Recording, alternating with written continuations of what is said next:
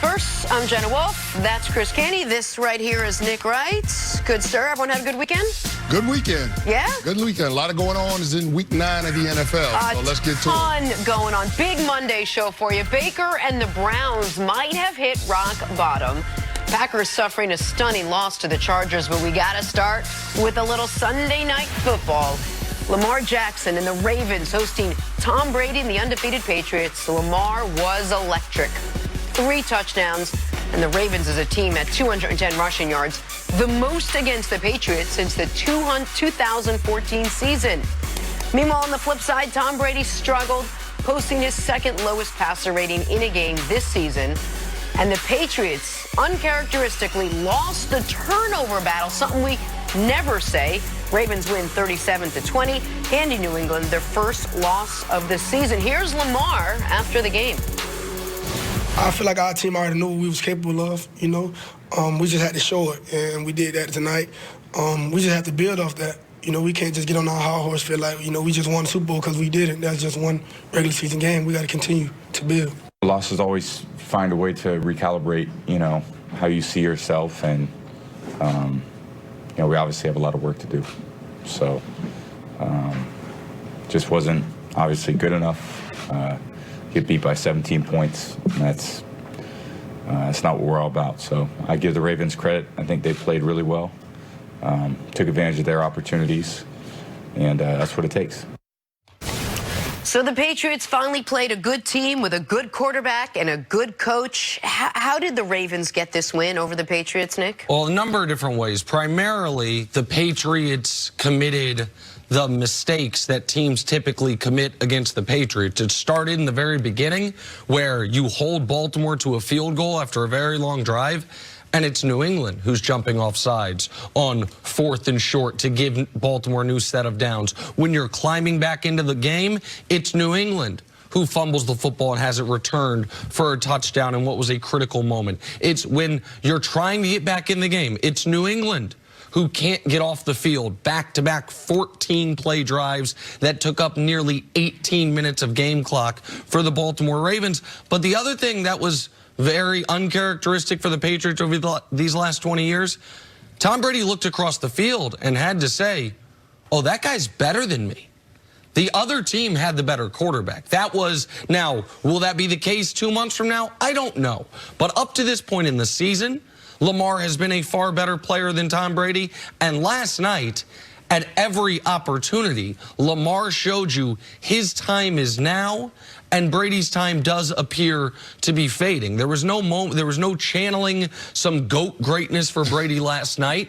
And Lamar, at every opportunity that you gave him, oh, it's 4th down, he can throw the football. Oh, it's a critical 3rd and 5 when New England's trying to get back in the game, he can throw the football. And then to ice the game, he can run the football, whether it's out on the edge or at the very end when he got pulled in by Orlando Brown Jr. So the Patriots made non-Patriot mistakes, and the other team had the better quarterback and maybe the better team. That's how they won that game yesterday. Well, Nick, we talked about it on Friday coming into this game. There was no good defense for a quarterback that can lead the run game of the opposing offense.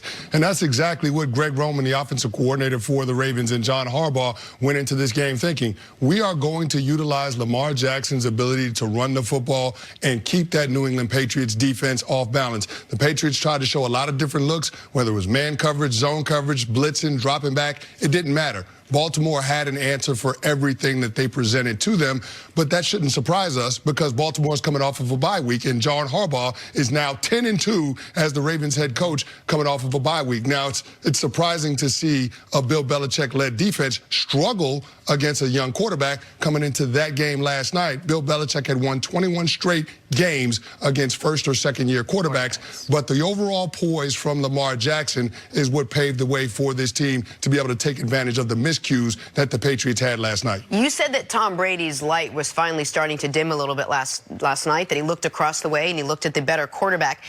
Is that what was happening, or was this Patriots offense finally exposed? We all have been talking about it. The offensive line is banged up, beat up, and basically non-existent. They got nobody to throw the ball to, and when they did, guys like Edelman were dropping it or turning it back over again. Were they finally exposed last night? Well, I mean, they were exposed, but part of that reason is because their quarterback's not very good right now. We can't just, no one disputes. Lamar said it after the game. Marcus Peters said it after the game, that Tom Brady's the GOAT. But up to this point in the season, he's been around the 11th, 12th, 13th best quarterback in football.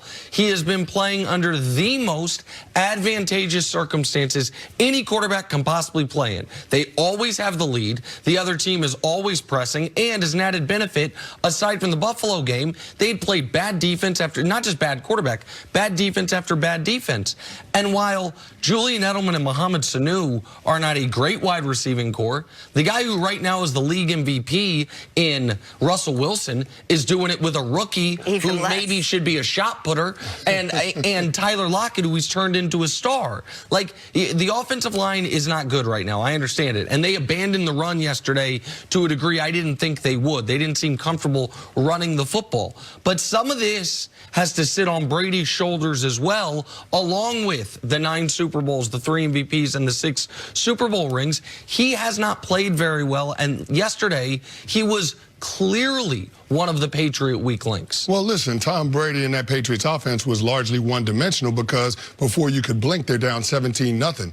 The Baltimore Ravens couldn't have scripted a better start to that game. I mean, you have 2 11-play drives to start off that game, and you got a 10-point lead, and then you all of a sudden are able to tack on to that with another extended drive. But then you look at what the Ravens defense did, and we talked about it on Friday with Patrick Owusu, their middle linebacker, coming back. He was an impact player last night. He was the one that forced the fumble on Julian Edelman early in that third quarter. But seeing how that defense was able to stop the run, Brandon Williams, Michael Pierce, their 2 nose tackles, that allowed their defensive coordinator, Wink Martindale, to heat up the pass rush. And we knew the Ravens couldn't rush the quarterback with just 4. We knew they were going to have to be creative with it, and they were able to do that in large part because they're working with a lead for the entire game. I have to ask you about this Patriots defense. The defense that statistically was one of the best we've ever seen suddenly looked...